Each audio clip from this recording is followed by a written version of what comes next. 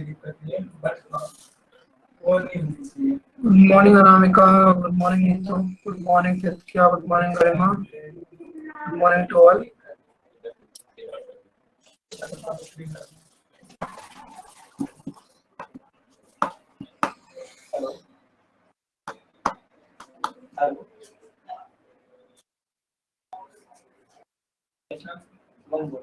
ठीक है, okay start करें।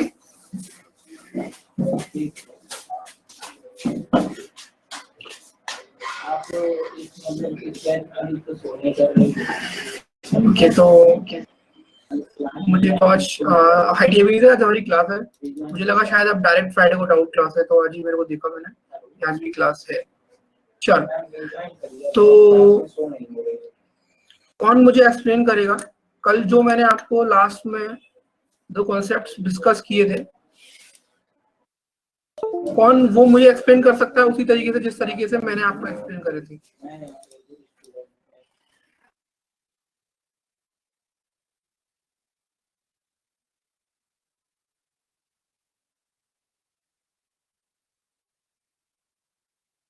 कौन करेगा बताओ।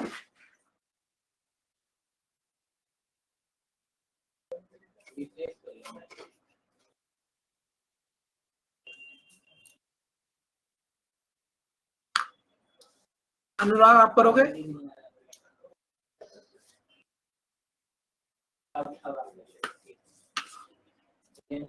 यस सर, कर सकते हैं। सर जैसे जेंडर गैप के लिए ये जैसे है कि ए इज द मदर और फादर और अंकल और आंटी ऑफ बी होगा, मैं +1 कर देंगे। और अगर देगा कि ए इज सन या डॉटर या सन इन लॉ या डॉटर इन लॉ या नेफ्यू या नीस है ऑफ बी की, तो उसको हम लोग -1 से डिनोट कर सकते हैं। और अगर ए इज ग्रैंडफादर और मदर है, मतलब ग्रैंडफादर और ग्रैंडमदर ऑफ बी है, तो उसको हम लोग +2 से डिनोट कर सकते हैं। और अगर वही चीज ए इज ग्रैंडसन और डॉटर ऑफ बी है, तो उसको हम लोग -2 से डिनोट करेंगे।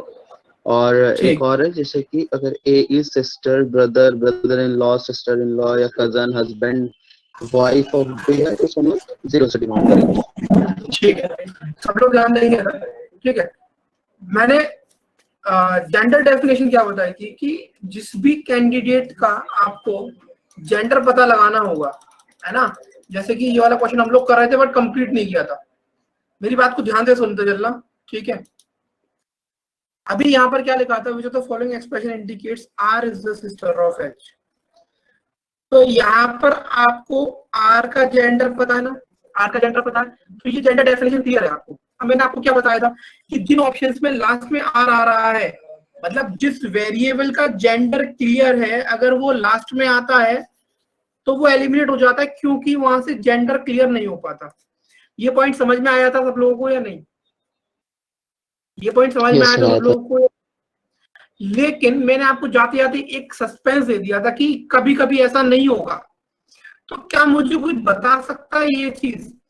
देखो मेरी बात को फिर से ध्यान सुनना, मैं क्या बोल रहा हूँ कि जिसका जेंडर डेफिनेशन क्लियर है, फॉर एग्जांपल आर की जेंडर डेफिनेशन क्लियर है, तो मतलब एक्सप्रेशन भी वही क्लियर होगा, वही करेक्ट हो सकता है जिसमें आर का जेंडर क्लियर हो। पहले वाले में और आखिरी वाले में, फोर्थ वाले में इसलिए नहीं हो सकता क्योंकि ये लोग लास्ट में पहुंच गए हैं। क्या ऐसा हो सकता है कि अगर वो वेरिएबल जिसकी जेंडर डेफिनेशन क्लियर है और वो लास्ट में पहुंच जाए तब भी वो कंसीडर हो सकता है आंसर में? क्या ऐसी कंडीशन बन सकती है? एक एक्सेप्शन है क्या? वो कोई एक्सप्लेन कर सकता है? किसी के दिमाग में हिट कर रही है क्या वो चीज? Okay, may be Shreyansh, but बताओ, ट्राई करो इफ यू कैन। कोई भी एक जना। सर हाँ, अगर P हैश Q है, अगर उसका मतलब है P is wife of Q, ऐसा हो गया तो P का जेंडर तो मतलब फीमेल होगा और Q मेल होगा। ठीक है, तो बहुत अच्छा, आपने सही पकड़ा बिल्कुल। ये चीज तब होगी, फॉर एग्जाम्पल अगर यहाँ पर F हैश R का मतलब क्या होता है, देखो यहाँ पर अगर आपका बहुत अच्छा पॉइंट आपने बोला बेटा। अगर एफ हैश आर का यहाँ पर मीनिंग ये हो जाए कि F is the husband of R, आई बात समझ में? अगर यहाँ पे ये बोल दिया F is the husband of R, तो यहां से लास्ट में आने के बाद भी ये चीज क्लियर हो जाएगी कि आर का जो जेंडर है वो माइनस है। In that case, you will not be able to eliminate that particular option. समझ आया? अरे अंशिका, यहाँ पर क्या बोल रहे हो आप? सेकंड पर्सन मतलब सेकंड पर्सन किसके रिस्पेक्ट में? ये वाला Anshika,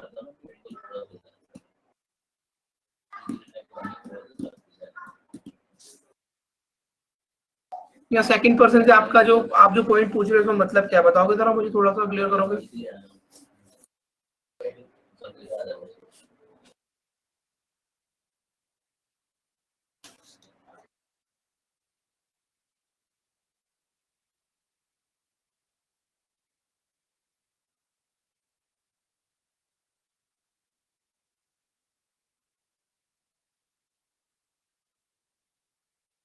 sir am I audible? Anshika बोलो अभी।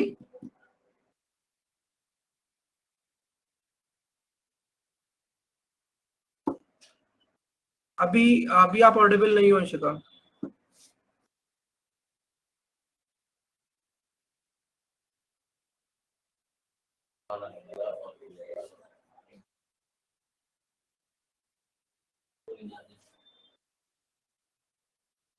देखो अभी सुन तो चलो आप, अभी चीजें अपने आप क्लियर हो जाएंगी, ठीक है? क्योंकि देखो आपका एक्चुअली जो पॉइंट समझ में नहीं आया सेकंड पर्सन, यहाँ पर हमें मतलब उस चीज से है बेटा जिस वेरिएबल का जेंडर क्लियर है। अब R is the sister of H, तो मुझे एच के जेंडर से मतलब ही नहीं है ना, आर को एच का सिस्टर होना है। अब चाहे एच मेल हो चाहे फीमेल हो, क्या फर्क पड़ने वाला है? समझ आ रहा है? तो कोई मतलब नहीं है इससे, अगर ये आपका पॉइंट है तो समझ में आ गया। तो अगर जो वेरिएबल का जेंडर डिफाइन है क्वेश्चन के अंदर, अगर वो लास्ट में प्रेजेंट है तो वो हमेशा गलत होगा।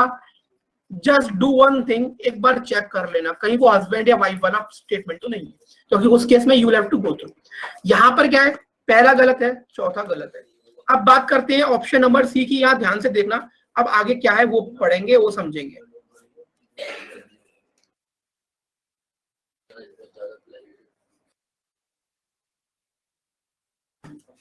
ठीक है,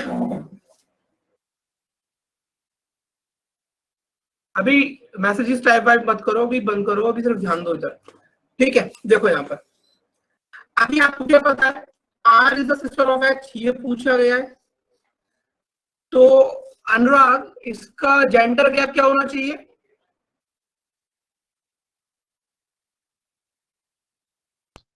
यस सर। इसका जेंडर गैप कितना होना चाहिए? इस रिलेशनशिप का जेंडर गैप क्या होना चाहिए?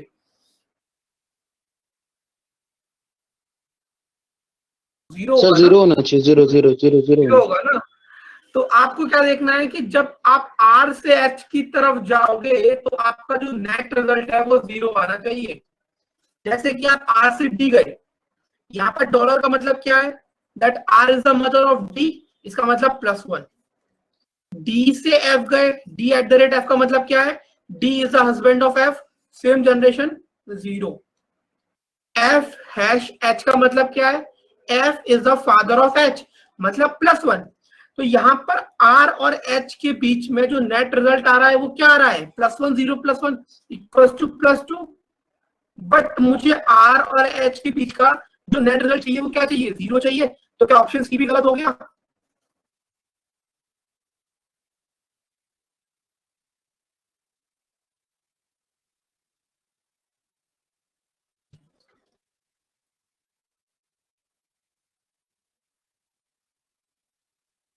ठीक है, ऑप्शन सी भी गया। अब ऑप्शन बी को देख लो एक बार जेंडर गैप के थ्रू।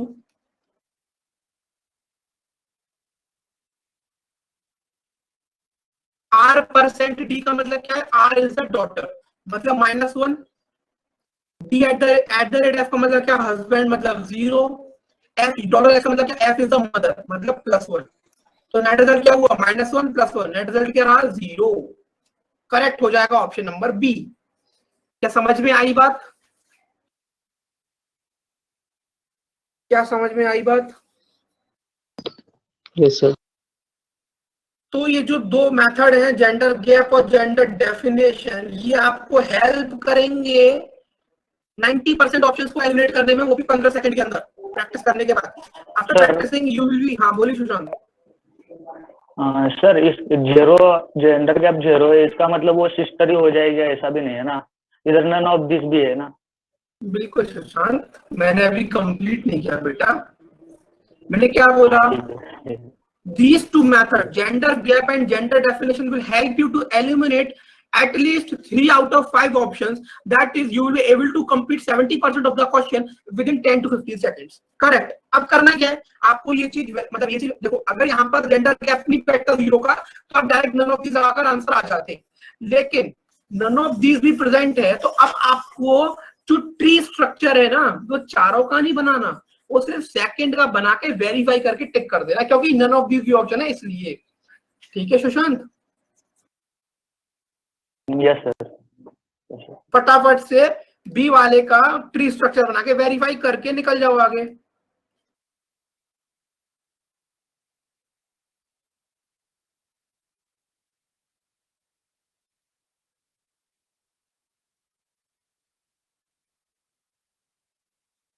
हो गया? R is the sister of H.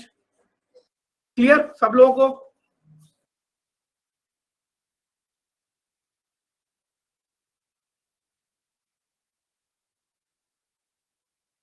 चलो ठीक है। तो ये जो जितना बेसिकली ज्यादा इतना डिफिकल्ट नहीं था, आपको समझ में आ गया होगा। ये जो मेथोडोलॉजी हमने यूज करी है, ये सिर्फ उन क्वेश्चंस के लिए है बेटा जहां पर आपको क्वेश्चन के अंदर एक्सप्रेशन, क्वेश्चन के अंदर रिलेशन दिया होगा, and with the help of the option you will have to find out the correct expression. So for this particular questions you will apply this method. लेकिन अगर सिंपल है, simple कहने का मतलब क्या है कि अगर एक एक्सप्रेशन दे दिया जाएगा and you will have to find the relation, तो आप सिंपल उसको ट्री स्ट्रक्चर से कर सकते हो, क्योंकि we are here to learn tricks for those things which will consume time in order to save time. लेकिन अगर वो चीज उतनी टाइम में हो रही है तो वहां पर दिमाग लगाने की जरूरत नहीं है। जैसे कि क्वेश्चन नंबर 1, क्वेश्चन नंबर 1 क्या है? सिंपल है, ठीक है। एक्सप्रेशन दिया हुआ है इन्होंने, एक सेकंड रुकना, थोड़ा सा स्क्रीन एडजस्ट करता हूं।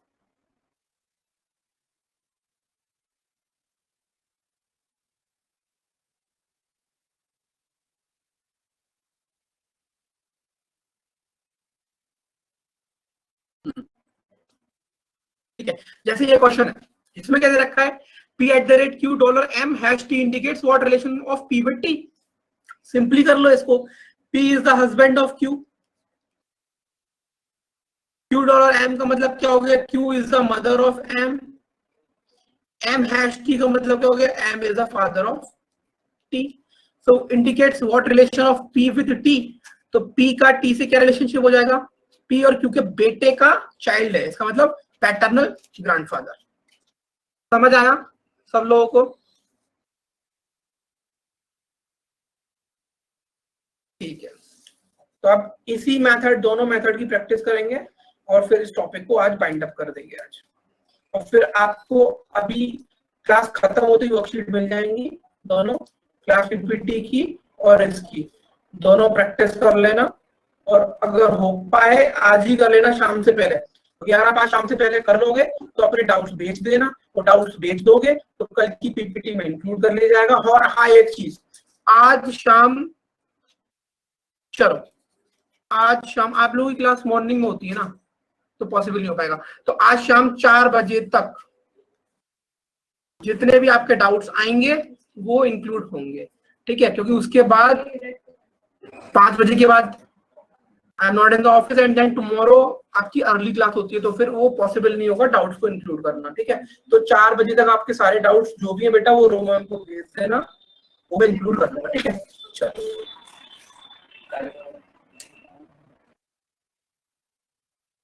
चलो क्वेश्चन नंबर 3 देखो।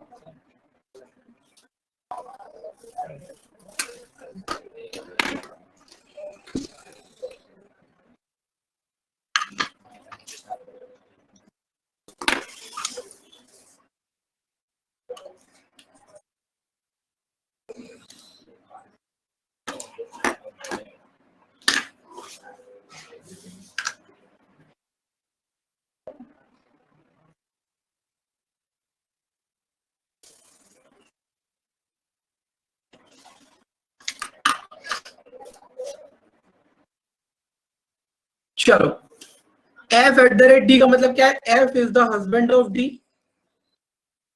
डी परसेंटेज का मतलब क्या है? D is the daughter of K. K H का मतलब क्या है? K is the father of H. Then how is F related to, how is F related to H? तो ब्रदर इन लॉ हो जाएगा वो।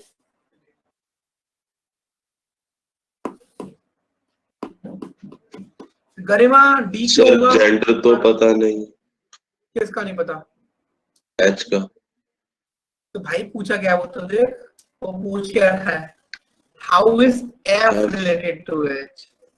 एफ का तो पता है ना, ओके ओके ओके, एफ तो ठीक है जीजाजी सर, होंगे ना, चाहे डी की मिस्टेक होगी बहन हो गलती से। एच या डी की। ठीक है चलो कोई दिक्कत नहीं। गरिमा क्लियर हुआ? आपने भी डी बोला था।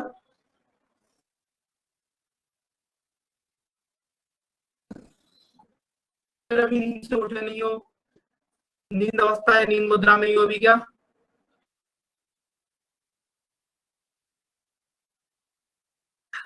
कितने लोग अभी आराम से बिस्तर में बैठकर पढ़ रहे हैं? नहीं सर, फास्ट नहीं। नहीं, अच्छा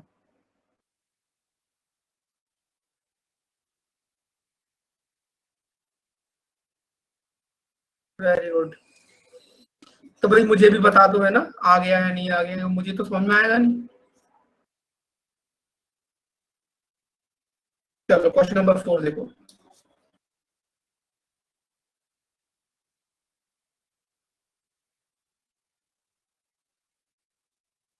थोड़ा टाइम लग रहा है अभी सॉल्व करने में, कोई दिक्कत नहीं है, किसी तरह की कोई हड़बड़ी नहीं है। जब चीजों को सीखते हो तो ध्यान दो कि उसे कॉन्सेप्चुअली सीखो, और फिर स्पीड वो आपके ऊपर है कि स्पीड कैसे लेकर आते हो। जो ज्यादा प्रैक्टिस करेगा उसकी उतनी ज्यादा स्पीड होगी, जो जितने लंबे समय तक प्रैक्टिस करेगा उसकी स्पीड लंबे समय तक बनी रहेगी। बस और कोई तरीका नहीं स्पीड बनाने का, प्रैक्टिस प्रैक्टिस और प्रैक्टिस। हो जाएगा, उसके बारे में भी टेंशन मत लो। फिलहाल फोकस करो कि समझ में आया या नहीं आया।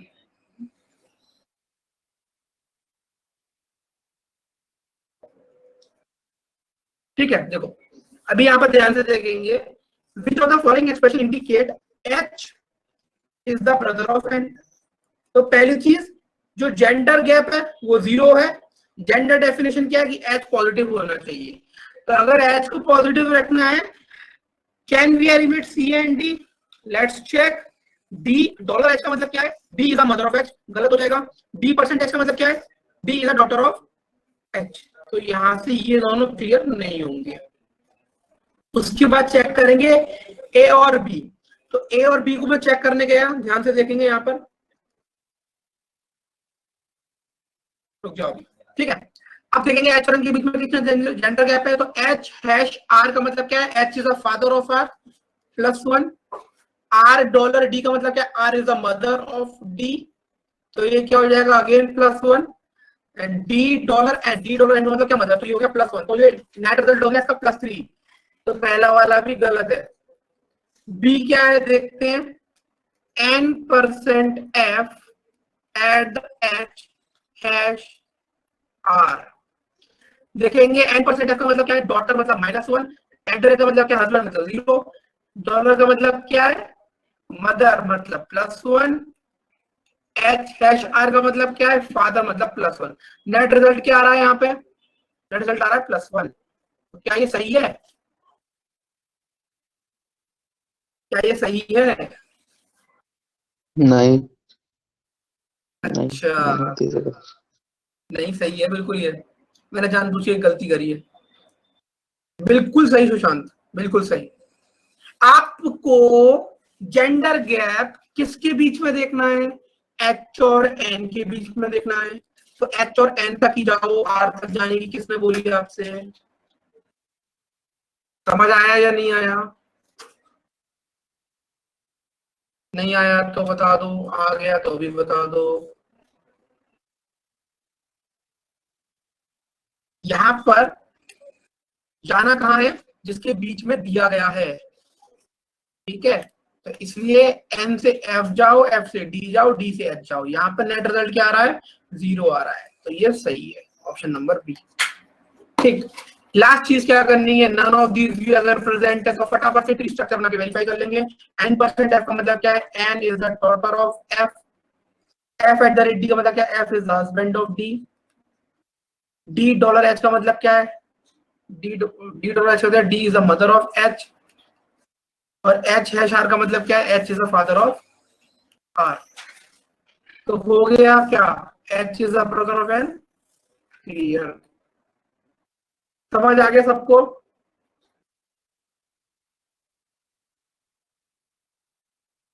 चलिए फिर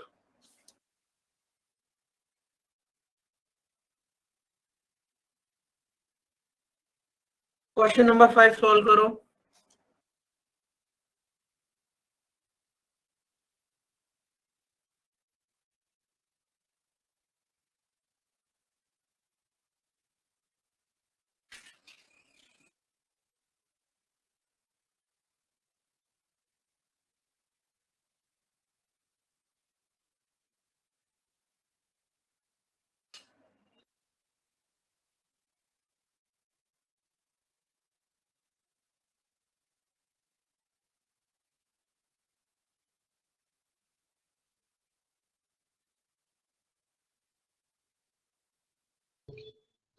A okay, G dollar M का मतलब क्या है, G is the mother of M, M at the rate T का मतलब क्या है, M is the husband of, how is के रिलेटेड टू जी, तो के क्या है, डॉटर। चल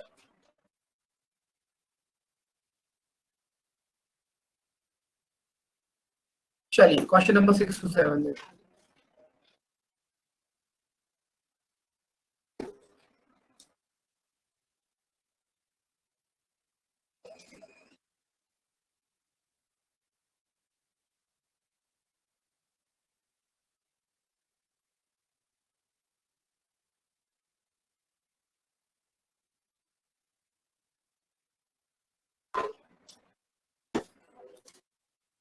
देखिए question number 6 to 7,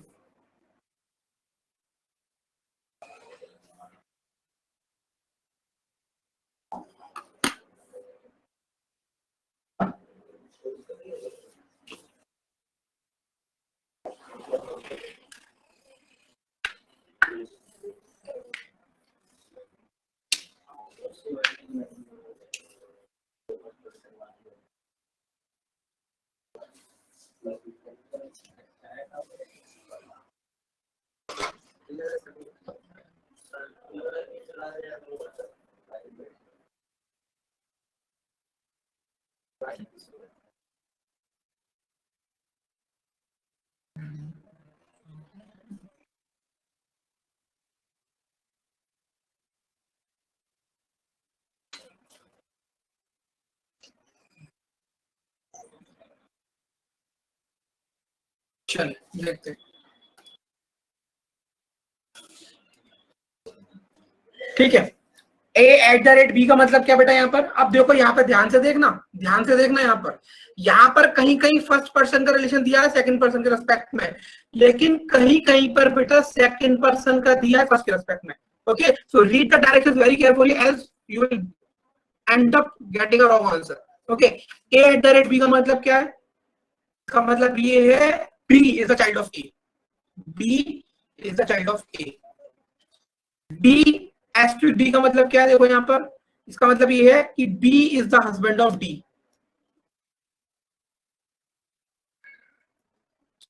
D and G का मतलब क्या है, तो यहाँ पर क्या लिखा है, D एंड G का मतलब second person, that is G is the daughter in law of D, G is the daughter in law of D, इनका मतलब इनका कोई एक नेक्स्ट सन होगा। फिर G% E का मतलब क्या है, G is the wife of E। फिर $E, $E का मतलब क्या है, E is elder than F, तो E F से बड़ा है। F#D का मतलब क्या है, F is the son of D, F is the son of D। ठीक है, देखते हैं अब यहाँ पर क्या लिखा है, how is F related to A, how is F related to A, तो एफ कौन हो जाएगा, ग्रैंडसन हो जाएगा, नहीं हो जाएगा, ठीक है। देखो ग्रैंडफादर आंसर कर रहे हैं, कौन कर रहे हैं, प्रप्ति, सॉरी नहीं प्रप्ति नहीं, प्रप्ति ने सही आंसर किया है, अनामिका आस्था ने करेक्ट कर लिया अपना आंसर, तितकिया, करण चौधरी, गरिमा, एक ही गलती कर रहे हो बार बार, यहाँ पर क्वेश्चन को ध्यान से पढ़ नहीं रहे हो। How is F related to A का मतलब क्या है, एफ का क्या संबंध है, एफ अपने दादा, अब यहाँ पर अगर बेटा यहाँ पर ये बोला जाता कि how is A related to F, तो आपका आंसर होता कैन नॉट बी डिटरमाइंड, क्योंकि ए का जेंडर तो पता ही नहीं है ना।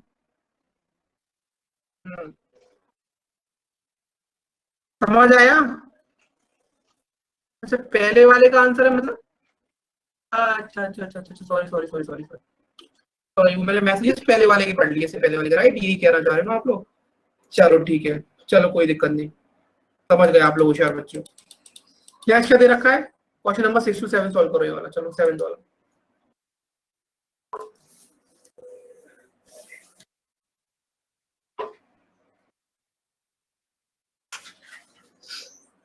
देखो ये एसबीआई पीओ मेंस 2017 का क्वेश्चन है।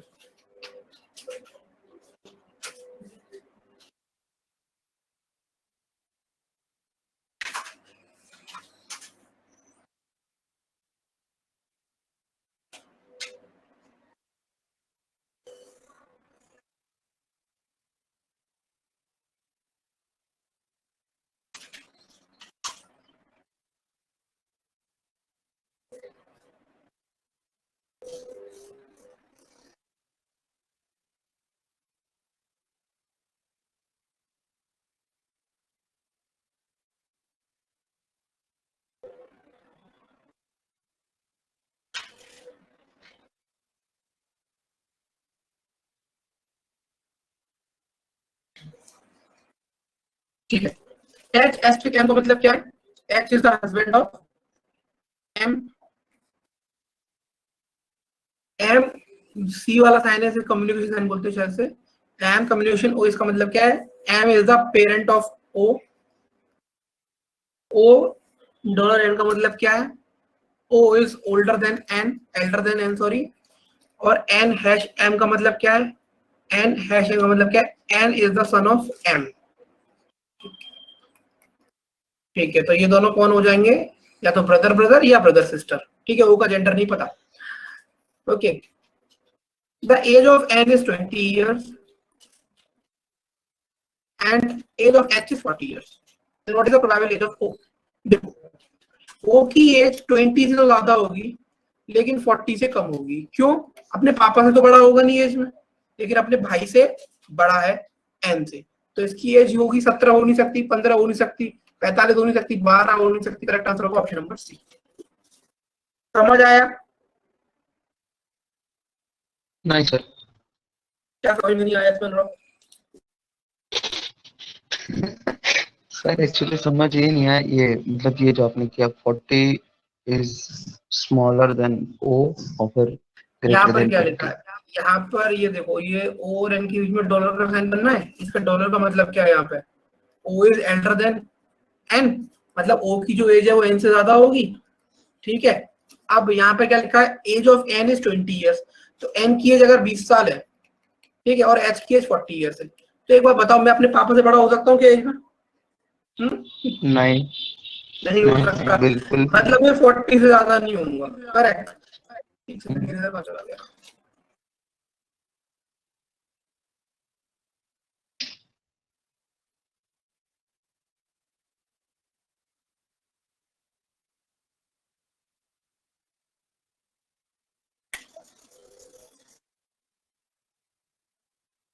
सर मुझे भी यही समझ नहीं आया कि ओ बड़ा क्यों हो रहा है एन से, अच्छा समझ आ गया, मतलब पहले समझ में नहीं आया, समझ आ गया, ठीक है। देखो यहाँ पे दे रखा है कि ओ की एज एन से ज्यादा है, अब एन 20 साल का है, तो मतलब 20 साल से बड़ा होगा, लेकिन पापा से बड़ा नहीं होगा, इसका मतलब उसकी जो रेंज है ओ की वो 20 या 40 के बीच में रहेगी। ऑप्शन में एक ही ऑप्शन दिया हुआ है जो 20 और 40 के बीच में है, वो कौन सा ऑप्शन है, 23, तो इसलिए वही करेक्ट आंसर हो जाएगा। समझ आ गया, यस आया, गलती कहीं और कर लेते।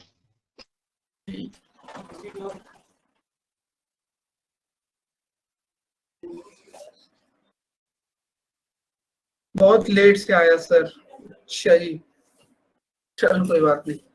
नेक्स्ट क्वेश्चन देखो, क्वेश्चन नंबर 8 to 9, 8 वाला देखो अभी।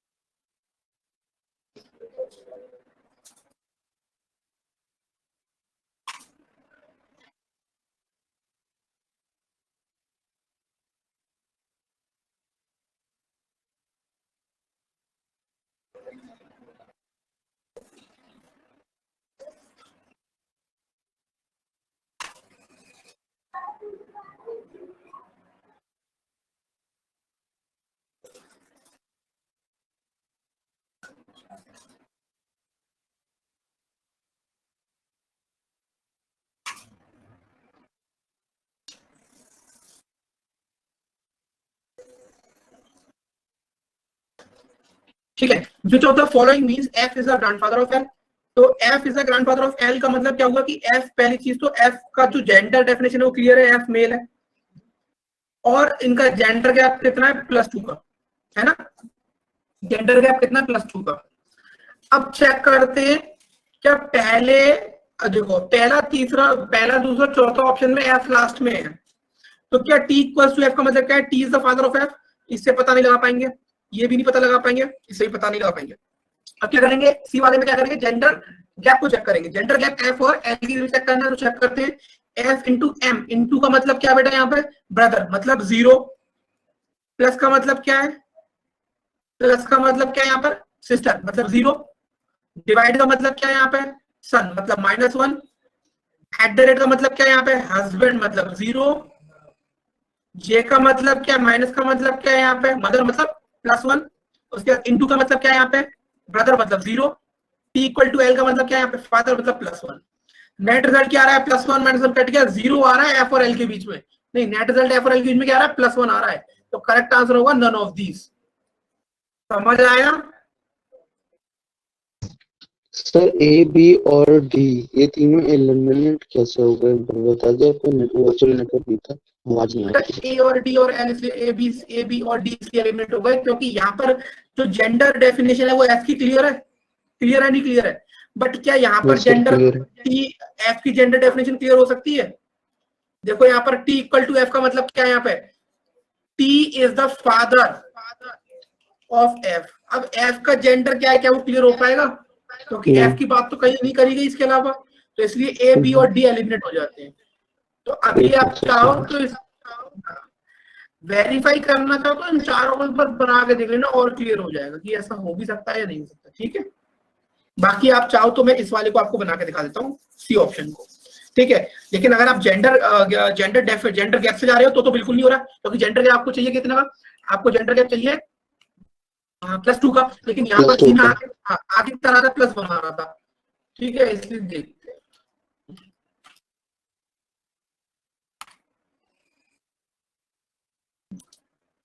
ठीक है, तो एफ इंटू एम क्या होगा यहाँ पर, एफ इंटू एम मतलब क्या, F is the brother of M. M plus N का मतलब क्या होगा यहाँ पर, एम प्लस एन का मतलब क्या होगा, M is the sister of N. N divide by P का मतलब क्या होगा, N is the son of P. फिर P at the rate Q का मतलब क्या होगा, P is the husband of Q. फिर क्यू माइनस जे का मतलब क्या होगा, Q is the mother of J. J into T का मतलब क्या होगा, जे इंटू टी का मतलब क्या होगा, J is the brother of T. फिर टी इक्वल टू एल का मतलब क्या होगा, T is the father of L. और एल बस अब यहाँ पर खत्म हो गया ना, और तो कुछ नहीं है।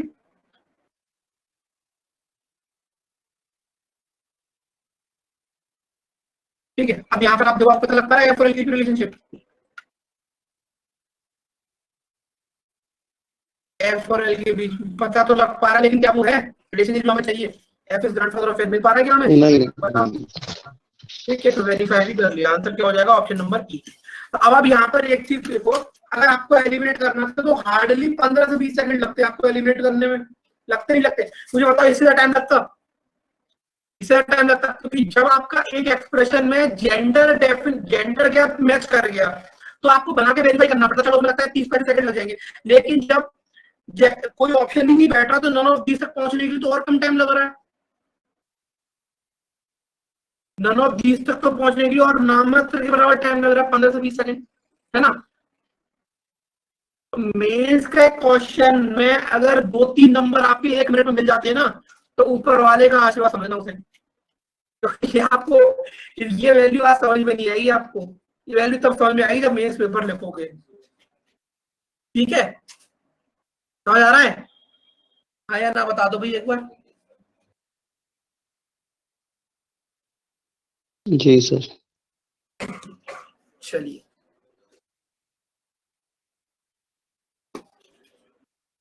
हो गया क्या? और भी क्वेश्चन है? ये और क्वेश्चन, चलो ये वाला क्वेश्चन देखो।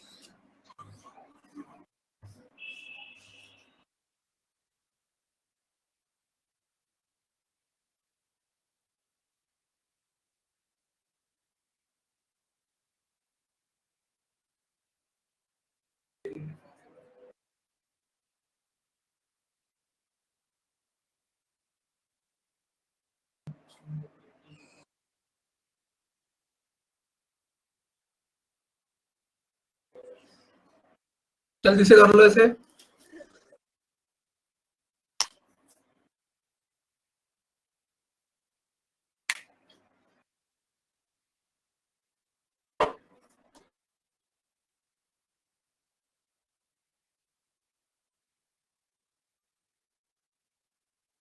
ठीक है, सबका यही आ रहा है ऑप्शन नंबर बी?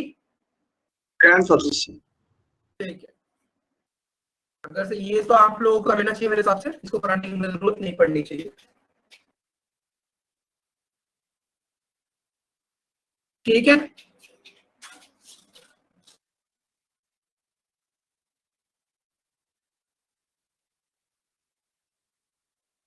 चलो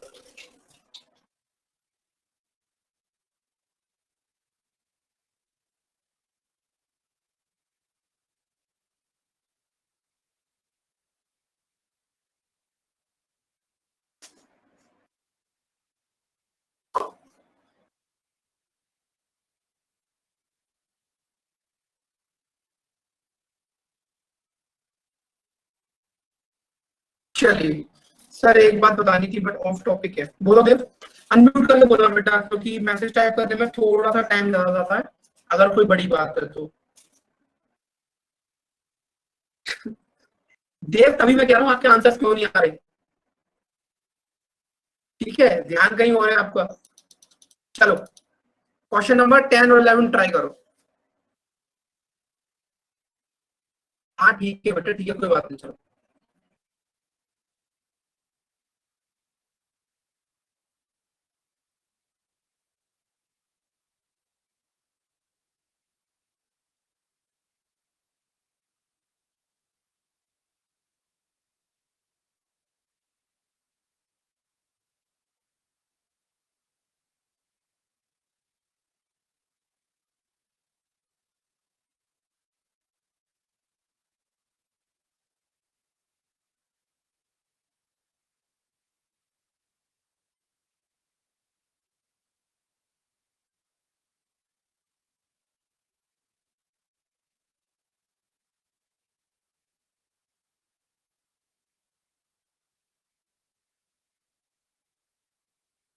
देखो, ये वाला क्वेश्चन मैं सॉल्व करता हूँ। थोड़ा सा ये क्वेश्चन जो है इसमें सिटिंग अरेंजमेंट का पार्ट है। ठीक है, तो आपको शायद हो सकता है किसी को समझ में आए, किसी को नहीं आए, क्योंकि इसमें दोनों चीजें, थोड़ा सा सिटिंग अरेंजमेंट है थोड़ा सा, और ब्लड रिलेशनशिप भी है।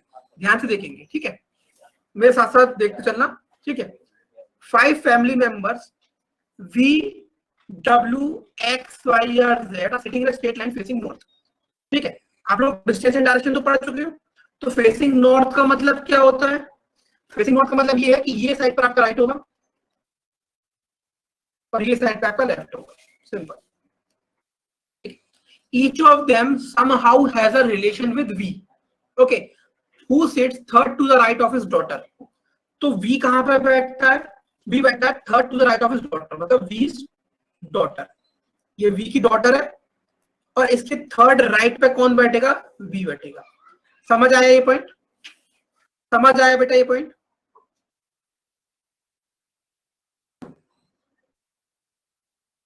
Next, there are only 2 females in the family. Family के अंदर 2 फीमेल पर्सन है, तो 2 फीमेल पर्सन है तो 5 लोगों में 3 मेल हो जाएंगे automatically. X is an immediate neighbour of his mother. इसका मतलब क्या है? X जो है वो अपनी मदर के पास बैठा हुआ है, या तो लेफ्ट की तरफ या राइट की तरफ, लेकिन यहां पर सिर्फ इतना लिखा हुआ है इमीडिएट नेबर, मतलब बाजू में, एडजेसेंट, तुरंत। ठीक है, अब राइट है लेफ्ट है वो नहीं पता। X ने immediate neighbour of his mother. Y sits third to the right of Z, who sits at one of the extreme line। अब इस लाइन का मतलब समझो। Y sits third to the right of Z, who sits at one of the end of the line।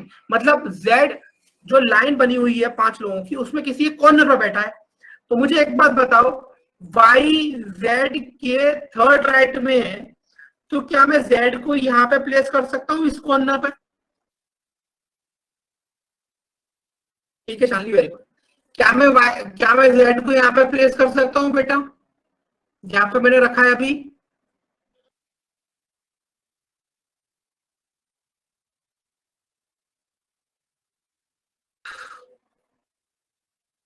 अच्छा, मैं Z को यहाँ पे रख सकता हूँ, दीप्ति, गरिमा और आस्था।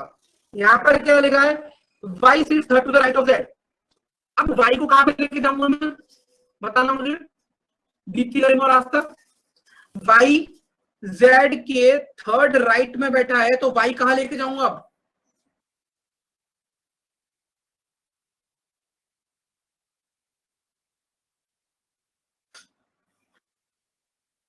तो वही चीज तो मैं आप लोगों से पूछ रहा था ना, Z यहां पे नहीं आएगा।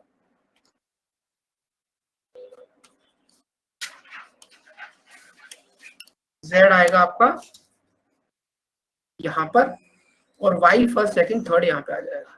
समझ आया ये पॉइंट?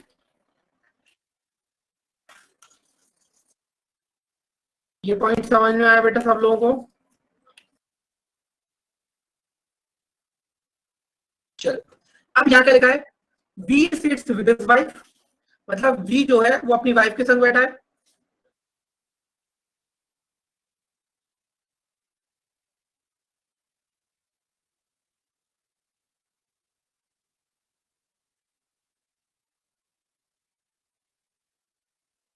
ठीक है, V और V की वाइफ साथ में बैठे हैं।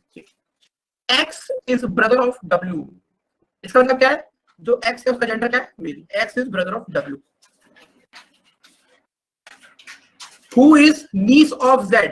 इसका मतलब क्या है? X तो W का भाई है और W कौन है? नीस है। इसका मतलब W कौन हो जाएगी? फीमेल हो जाएगी। और ये क्या है? W जो है Z की नीस है।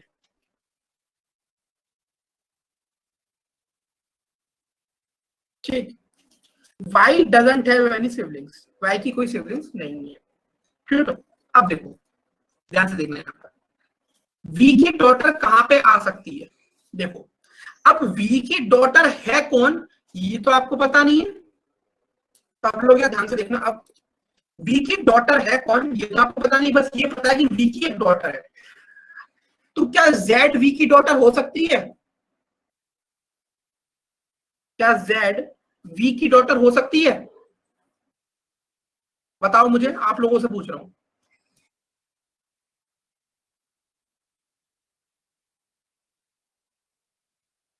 एक मिनट, बितांशु कैसे हो सकती है? V की Z V की डॉटर कैसे हो सकती है? और आस्था ने बोला है नो, तो आस्था बताएगी क्यों नहीं हो सकती, और बितांशु ने बोला हाँ, तो बितांशु बताएगा कैसे हो सकता है। बताओ बितांशु। सर नहीं होगा सर, क्योंकि वीज डॉटर वी का जो प्लेस है वो फुलफिल नहीं कर रहा सर। अगर जेड वी की डॉटर हो जाएगी तो वी की डॉटर के थर्ड में कौन बैठा है, बी बैठा है, लेकिन यहाँ पे ऑलरेडी वाई प्लेस्ड है, इसलिए जो जेड है वो वी की डॉटर नहीं हो सकती। ठीक है, try to understand the reasons behind it, क्योंकि ये चीजें बहुत काम आने वाली है, मतलब बैंकिंग एस्पिरेंट्स के लिए तो बस यही है सब कुछ, ये छोटी छोटी चीजें समझनी है, तभी आप सिटिंग पजल में अपनी कमांड बहुत अच्छी बना सकते हो। तो इसका मतलब क्या है, आप इसके बियॉन्ड जा नहीं सकते, क्योंकि आपको दो प्लेसेस खाली रखनी है। आप अगर यहाँ पर रखते हो वी की डॉटर को तो एक दो यहाँ पर कोई बैठा नहीं है, इसका मतलब वी की जो डॉटर है वो यहाँ पे आएगी।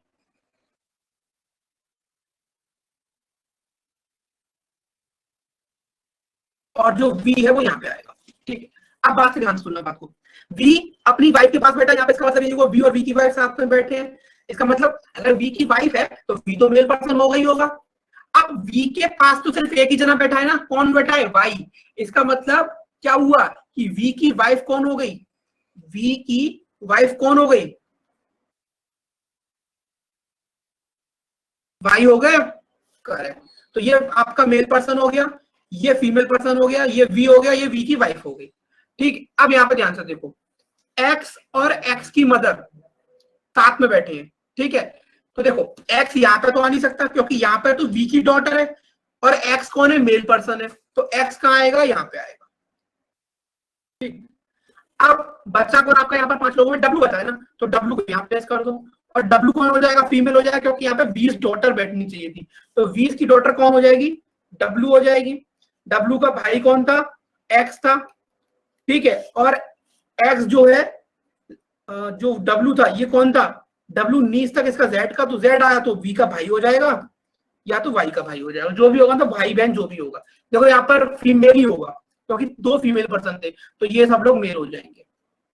समझ आई बात पूरी, पूरी बात समझ में आई। और एक्स की मदर कौन हो जाएगी, यहाँ पर एक्स की मदर कौन हो जाएगी, वाई हो जाएगी, तो ये एक्स की मदर ही होगी, ये यहाँ पर साथ में बैठी हुई है एक्स की मदर। क्लियर हुआ बेटा क्वेश्चन। सर एक्स से बताना, एक्स कैसे पुट किया नेटवर्क बेटा में? एक्स इसलिए पुट किया ना, क्योंकि यहाँ पर 2 फीमेल पर्सन थे, 3 मेल पर्सन थे, तो फीमेल यहाँ पर वाई बैठ चुके थे। ठीक है, और एक्स तो अपनी मदर के साथ बैठा था, यहाँ पे क्या लिखा था, x is the brother of W, इसका मतलब एक्स कौन है, मेल पर्सन है, तो बी को बिठा चुका था, वाई को बिठा चुका था, जेड को बिठा चुका था। अब यहाँ पर तो बी की डॉटर बैठी हुई थी ना, तो बी की डॉटर पे तो एक्स आ नहीं सकता, क्योंकि एक्स तो मेल पर्सन है, तो इसलिए एक्स की सिर्फ यही जगह खाली बची थी। ठीक है सर। ठीक है, अगर ये वाला क्वेश्चन किसी को समझ में नहीं आया तो एक बार ना आज का रिकॉर्ड सेशन लास्ट का जाकर देख लेना, गारंटी एकदम समझ में आ जाएगा, पूरा क्लियर हो जाएगा। ठीक है, अभी किसी को डाउट है इस वाले क्वेश्चन में?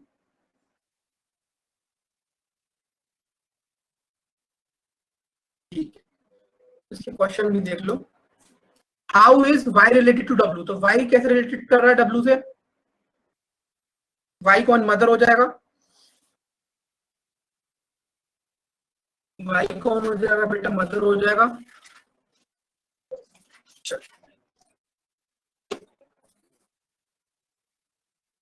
फिर क्या है, how is Z related to V. हाँ, अब ये थोड़ा इंटरेस्टिंग क्वेश्चन है, how is Z related to V, how is Z related to we.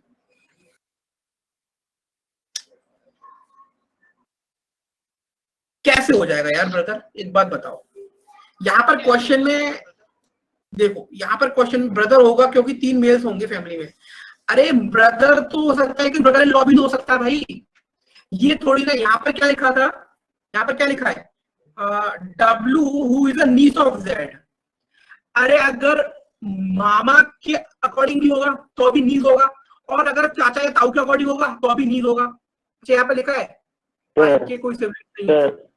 Why has yes not yes yes been yes, known? Why doesn't have any sibling, ये line लिखी हुई है यहाँ पे। ठीक है ठीक है ठीक है, मैंने ये लाइन नहीं पढ़ी इसलिए मुझे लगा ऐसा, एल्स कोई दिक्कत नहीं। सही है, यहाँ पर लिखा हुआ है कि y does not have any sibling, it means y के तरफ ना तो कोई भाई है ना बहन है, इसका मतलब z जो है वो v का भाई हो जाएगा। Correct, I did not read that line, that's why मैंने आपको वो चीज एक्सप्लेन करी। ठीक है, तो करेक्ट आंसर क्या हो जाएगा, ब्रदर। क्लियर है सबको, समझ आया ब्लड रिलेशनशिप अच्छे से टॉपिक?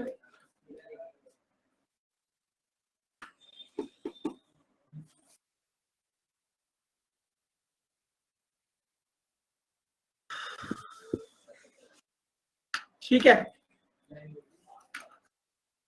बाकी कल अपनी क्लास होगी डाउट सेशन की, ठीक है, जिसमें मैं डाउट्स कवर करूंगा जो आज 4 बजे तक होंगे। आज शाम 4 बजे तक क्लास जो भी डाउट्स आएंगे उन्हें कवर करूंगा, ठीक है।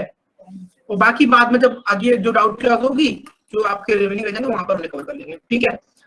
तो कोई समस्या, कोई परेशानी तो नहीं है किसी को? दे और भी आउट हो गया क्या? सर वर्कशीट अभी भिजवा देना बेटा। अंशिका मैंने वर्कशीट ऑलरेडी मैम को भेज दी है, बट मैम को एक क्लिक करना है, वो शेयर हो जाएगी ग्रुप में। सर सर बैंकिंग का जो सिलेबस है ना, उसमें रीजनिंग के साथ रीजनिंग और कंप्यूटर एप्टीट्यूड दिया है, उसमें कंप्यूटर एप्टीट्यूड क्या है ये? कंप्यूटर एप्टीट्यूड वैसे कुछ आता नहीं है उसमें क्वेश्चन, ठीक है। और वो आज तक मुझे समझ आया कि वो कंप्यूटर एप्टीट्यूड क्यों लिखते हैं उसमें, क्योंकि क्वेश्चन आता नहीं है कोई भी कंप्यूटर एप्टीट्यूड का, ठीक है। वो उसमें मशीन इनपुट आउटपुट एक टॉपिक होता है, बट उसको फिर वो कंप्यूटर एप्टीट्यूड कंसीडर नहीं कर सकते, तो वो आप इग्नोर करोगे, ऐसा कुछ भी नहीं है, तो पूरा रीजनिंग आता है उसमें। जो कंप्यूटर अवेयरनेस आता है वो सिर्फ और सिर्फ आरआरबी पीओ में और आरआरबी क्लर्क में आता है। आईबीपीएस पीओ आईपीएस क्लर्क में नहीं आता है, एसबीआई पीओ एसबीआई क्लर्क में नहीं आता है, ठीक है। हाँ सर, ठीक है, चलो ओके, चलो बाय बाय करें, कल मिलेंगे डाउट सेशन के टाइम पर, ठीक है। चलो bye bye, take care, enjoy.